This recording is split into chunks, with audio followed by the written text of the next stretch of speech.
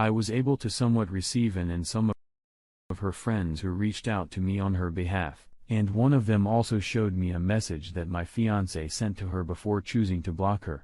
However, because my first post was removed for some reason, I'll summarize what it said here. Long story short, my fiancé and I were invited to a queue at the new home of one of her bridesmaids, best friends.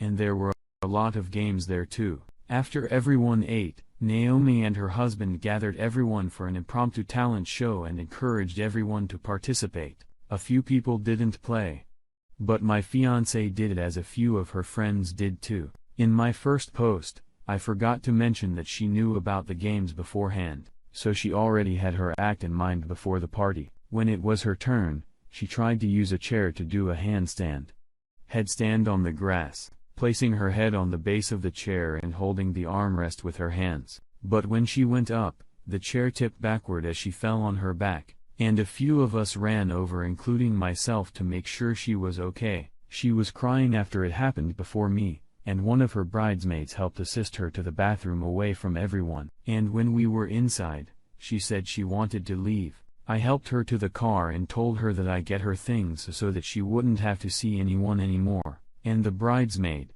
best friend, stayed with her by the car as I did this. She was still crying on the drive back. And when we got home, she wanted to be left alone. I figured it was best not to push her into talking, so I tried my best to give her the space she wanted. She didn't talk about it until the next day, when she told me that she wanted to uninvite everyone at the party that saw her fall. And that was our first conversation. I told her that while I understood it was embarrassed and couldn't understand what she was feeling, uninviting everyone seemed like a bit much and might be emotional thinking too. But after I said that, she said that she wanted to postpone the wedding, and I told her that she should take more time because she might feel differently in a few days, and she didn't find fault when I told her that no one would care in a couple of days too. She then said she didn't want to talk anymore and decided to sleep downstairs and eat separately from that night on. And it really hurt when she did that. However, she also decided to contact the wedding planner and tell her that we decided to cancel behind my back, and that was what made me write my first post. When I tried to talk to her after finding out, she yelled at me and told me to leave her alone, and that was when I reached out to my parents, who suggested that I try to contact hers. Update: after ignoring me and telling the planner we were canceling, I felt that that was her way of saying we were done despite not officially saying it to me. When I tried to reach out to her parents numerous times before my first post, they missed every call and never returned my detailed email about what had happened in the week since the party. A few people commented that I wasn't being considerate of her feelings, but I feel like I tried my best to support her from helping her leave without seeing anyone, getting her things and not pushing her to talk until she was ready. I don't feel like I was pushy at all, but few people also said that she could have suffered a brain injury from falling from chair height and never visiting a doctor, stating how side effects don't always show immediately, but that she should still get checked out. It was almost a week from the party when I wrote my first post, and in my edit, I said that I would try to email her parents again because my top priority was making sure she was okay and hoping that they could convince her to see a doctor since she refused when I asked. I've since tried to email them numerous times, but I have since been blocked as my email has not been returned either. I've tried to talk to my fiancé since too, but she said that she'd be leaving to stay with her sister after she gathered everything she wanted to. I'll get back to that in a moment. But in my last post, I mentioned how her best friends, bridesmaids, reached out to me to ask me how she was doing since the fall, and they also told me that she had ghosted their texts, calls, and that they were concerned about her. I was surprised because some of them were her best friends, and if she'd vent to anyone, I figured it'd be them. They were also concerned that she didn't get checked and had left their messages on read. But as of writing this, she has also blocked them too. However, one of her best friends sent me a text that my fiancé sent to her about the bridesmaid who helped her to the bathroom, and as far as I know, she's the only one who received a response so far. Long story short, my fiancé vented to her about how she didn't want when she and a few others, including myself, ran over after she fell, and she also vented about how Naomi and her husband were show-offs for hosting a barbecue in their new home among other things. However, when the best friend told her that no one was thinking about her fall and that everyone who ran over was genuinely concerned about her, and that she should get herself checked, that's when she blocked her and didn't respond. As of right now, my ex-fiancée is staying with her sister after she came over to help her with her things. And it was only when she was there that my fiancée finally decided to say that she was done. When she told the planner we had canceled behind my back, but some of her best friends told me that they were sorry for and that they were surprised with her actions too after hearing about how treated me at home. I personally thought that it was connected to her pride of currently doing yoga and being a former gymnast, but some things I guess I'll never know. It still hurts a lot with the sudden shock, but some people recommended talking to a therapist, and it's something I'm trying to consider with my insurance. Wedding stuff is complicated, but I just want it to be over soon. Dad's suggesting a lawyer, and that's where we're looking at right now, although it still hurts like hell. Edit, our wedding was scheduled for the summer, and we had been together for a few years since around post-college after knowing each other in college. This was the first that I had ever seen her embarrassed in front of other people in such a way. But when others asked if she had shown similar reactions to things not going her way in the past, this was the first embarrassment like this. I don't know if she's faced similar things at her job, but she does not work at a customer-facing company and never told me if it ever did. Opus X has a restraining order against him, and his ex now lives in the same apartment complex as him. My ex-wife and I had a rocky marriage. My alcoholism didn't help. She pushed for a divorce. We lived together during this divorce, and one day I found out she was dating another man. I snapped and hit her pretty hard. I was charged with assault, spent 3 months in jail, went to anger management, and I was also issued a 3-year restraining order. This was 2 years ago.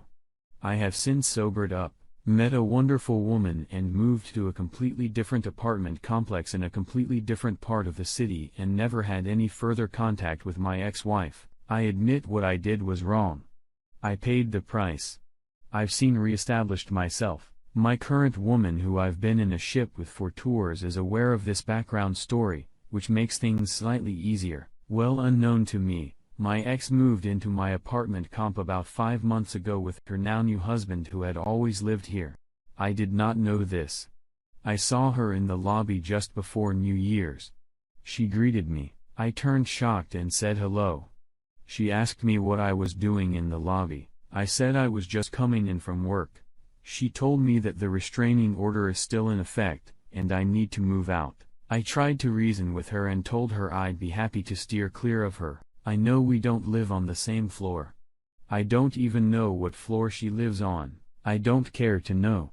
I told her if I saw her on an elevator, I wouldn't get in and just wait for the next one. She told me she was going to enforce the restraining order against me. My partner and I literally just signed a brand new 2-year lease 6 months ago. We love the place we live in and wouldn't want to move, and it feels on just having to move. Incur financial hardship because the person I had a restraining order against moved into my apartment complex. The reason why I'm bringing this up caused last night building management was informed of the restraining order and told us we need to figure this out. Would she really be able to force me out of my home even though I lived here before her? As long as I do my best to avoid any contact with her, which I'm perfectly fine doing, shouldn't that be sufficient? I work a really early schedule, and the fact is she was dating this guy and coming over to this apartment complex for the entire time I've been here, and we crossed paths, and she's been living here full time for 5 months and just recently crossed paths. Not sure what to do. FYI, this is New York City. Update: the public defender that represented me was no longer practicing in the NYC area. But I retained a lawyer who was a friend of a friend who had experience in this area. My lawyer got references from my employer, and AA sponsor. Our goal was to get the restraining order modified to a simple no-contact order with no distance requirements so I could continue living with my partner. I spoke to the judge, told him my story, what I had done to correct my past transgressions. He reviewed my record. We submitted our references. During this time period, I was crashing on a friend's couches to not buy out my protective order. Poe said I had paid my fines, followed all the rules and never once had to remind me of my restrictions, and so forth, and said he was impressed with my turnaround. My employer said that I was always early, never seemed to be under the influence or hangover from anything, and even at our company functions was very open and honest about my sobriety, and didn't partake in drinking. My AA sponsor said good things about me too, how he was impressed with my maturity and openness on my alcoholism and addiction. Then the judge asked my ex-wife to speak. My ex-wife said she was shocked by my turnaround. She said that it seemed unfair to her require me to move because she moved into my building unknowingly, and that she no longer felt threatened by me. This was a shock to both my lawyer and I, as I expected my ex to want to keep the protective order in place. The judge said that he wouldn't modify the protective order, but lift it entirely as he felt it had served its purpose, and that based upon my references, my testimony, and most importantly, the testimony of my ex, that he didn't see how keeping it place was benefiting anymore. He did tell my ex that if she ever felt threatened or endangered because of something I said or did, she could contact the police. The judge then told me his main reason for lifting the was to allow me to live in my current apartment, but advised it was a good idea to avoid contact with my ex to avoid any potential complications down the road. He reminded me because of my past, it wouldn't take much to get another post of order put in place. I told the judge I had no intention of contacting to my ex, and I was thrilled that I don't have to move and get to stay with my current girlfriend. So over the course of this weekend, I moved back into my apartment with my girlfriend.